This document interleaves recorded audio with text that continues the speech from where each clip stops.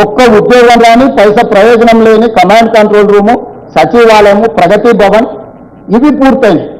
వేగంగా 6 నెలల నుంచి 9 నెలలు 2 సంవత్సరాలు తిరిగే లోపల ఇవన్నీ పూర్తయింది.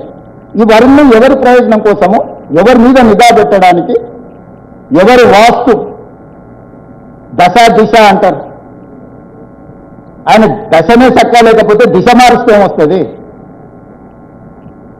ఆయన కొడుకు జీవితంలో ఆ రేఖనే లేదు. సొంత చెల్లెల్నే బుక్కలు బువ్వబెట్టకుండా బయటకు గంటేసినాడు. మాగంటి గోపి తల్లిని బజార్లో అవమానించినోడు, సొంత చెల్లిని మాగంటి తల్లిని అవమానించిన వాడు, ఈ మహిళలకు రక్షణ కల్పించలేనోడు, ప్రజల యొక్క అభిమానం చురగొంటాడని తండ్రి అనుకుంటే కన్న ప్రేమ గుడ్డిది అని అన్నారు కదా. ధృతరాష్ట్రుడు ఎట్లయితే కళ్ళకు గంటలు కట్టుకొని ఆయన పిల్లల యొక్క దుర్మార్గాలను భరించిండో ఈరోజు ఆ పరిస్థితి తెలంగాణలో దాపురించింది.